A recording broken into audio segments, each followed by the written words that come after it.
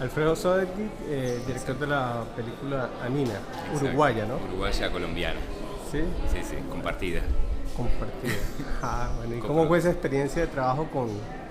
Fue súper importante para este proyecto, como casi todos los proyectos de cine latinoamericano que se hacen en coproducción, dependen de estas coproducciones para poder ser viables. O sea,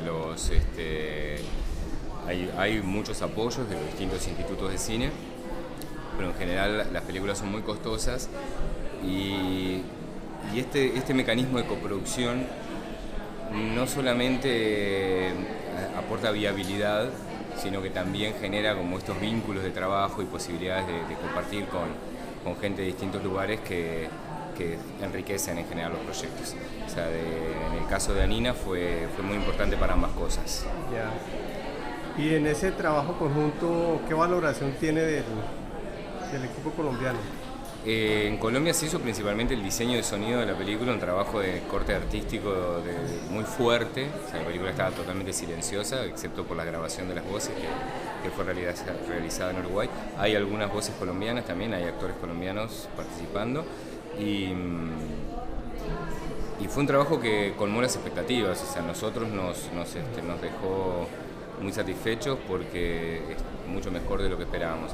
Y a nivel del tema de postproducción de imagen, ajuste fotográfico, digamos, colorización, eh, todo lo previo, toda la postproducción y previo a los máster finales de la película que también se están haciendo acá, básicamente trabajamos en unas condiciones técnicas que en Uruguay no están.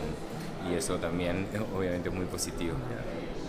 Ya. Alfredo, y ya sobre la historia, ¿de dónde nace la historia de Anina? Anina es una novela de Sergio López Suárez, escritor uruguayo, maestro de escuela, ya retirado en este momento.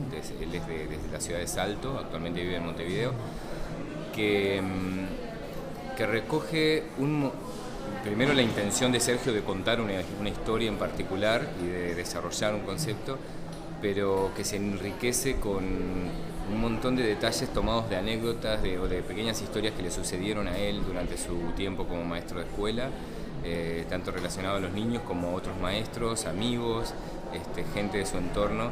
Sergio ve todas estas situaciones desde un ángulo, con un ojo muy humano, muy generoso y muy crítico a la vez, en el mejor de los sentidos, y desarrolla una historia que se nutre de estas cosas y que termina siendo una historia profundamente reflexiva, muy rica desde ese lugar. Una historia que se cuenta desde el punto de vista de un personaje y que se vive desde el interior de ese personaje. Anina es el público que la ve y lo que sucede en la historia es todo desde el ángulo y el punto de vista de ella. Sus sentimientos, sus emociones, la forma de ella pararse frente a determinadas situaciones.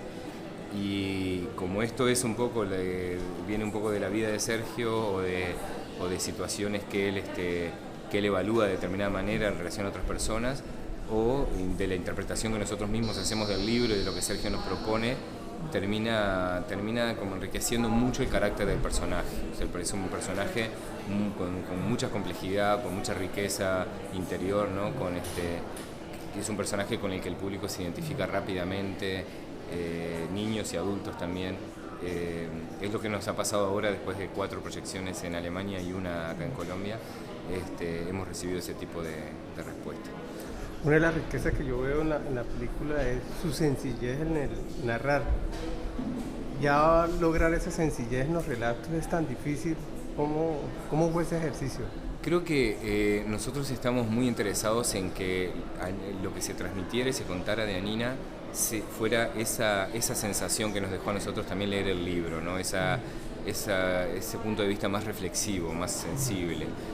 Y eso tiene que ver con las actuaciones, con las cosas que suceden en la historia y no con un despliegue demasiado sofisticado de técnica y de animación. Entonces fue una opción, es una decisión tomada antes de empezar a trabajar, que la película fuera contada casi como, por más que esa animación, fuera contada como si hubiera un equipo de rodaje pequeño detrás de una cámara.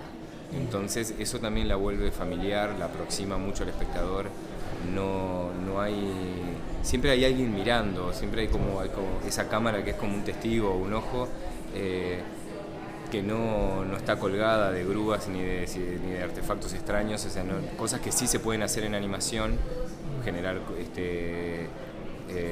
utilizar herramientas de lenguaje mucho más sofisticadas, más extrañas, o incluso inventarlas en el momento.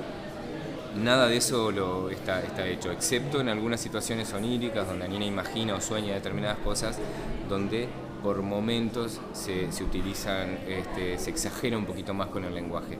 Pero en general es como tú dices, es un lenguaje sencillo y convencional, digamos, de la forma que están planteados los planos, cómo se cortan, cómo se narran, cómo se arma cada secuencia. Responde a una lógica muy simple, porque realmente no queríamos agregar demasiado más y que la situación se viviera más desde lo que transmiten los personajes, ¿no? Y lo que les está pasando. Bueno, porque otra de las riquezas es alcanzar la belleza partiendo de la idea de que es feo, o de que no suena, ¿no? ¿Cómo fue ese trabajo ahí? A ver si entiendo bien la pregunta, como alcanzar la belleza partiendo de... Sí, como a Nina, cree que su nombre es feo y... Bueno, esto le pasa a Nina particularmente. Ella, una de las cosas que nos llamó bastante la atención y que hacía que concentraba mucho la atención de los niños que la vieron en Berlín, era el hecho de tener al personaje en un estado de preocupación. O sea, Nina está preocupada durante la historia, entonces está todo el tiempo tratando de resolver internamente su conflicto. Y esto sensibilizaba mucho a las personas, sobre todo a los niños que la veían, que realmente se ponían como de su lado y trataban de acompañarla en eso.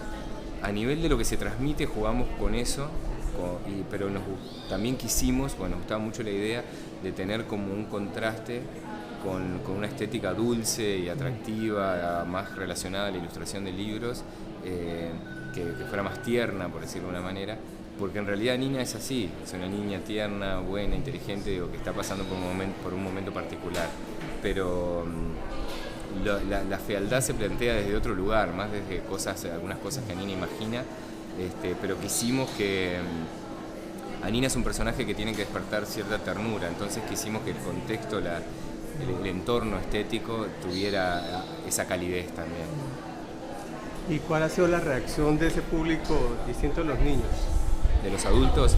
En general los adultos se han mostrado muy interesados, en particular porque creo que tiene muchas referencias a nuestra niñez. O sea, esa es la respuesta que hemos recibido de la mayoría. Muchos adultos que vienen emocionados, conmovidos, tipo, muchas gracias por esta película, qué linda, porque tiene mucho guiño, no solamente guiños pensados como para llegar a estas personas, sino por quienes la hicieron, por quienes hicimos la película, que pusimos muchos de nuestros recuerdos y de nuestra evaluación de la niñez en esta película. Tiene una mirada desde el mundo adulto también, porque no dejamos de ser adultos todo lo que le hicimos. Entonces, así como Sergio, un hombre adulto, se convierte él en el personaje de Nina en el momento que escribe el libro y pone muchas de sus reflexiones ahí, pero son las reflexiones de un hombre que hoy tiene más de 60 años. Eso le da una riqueza muy particular al personaje y logra que se conecte con niños y adultos de una forma muy intensa con ambos. Bueno, Alfredo, muchas gracias y felicitaciones. Bella película. Muchas gracias a ti por los comentarios, gracias por haber ido a verla también. Listo.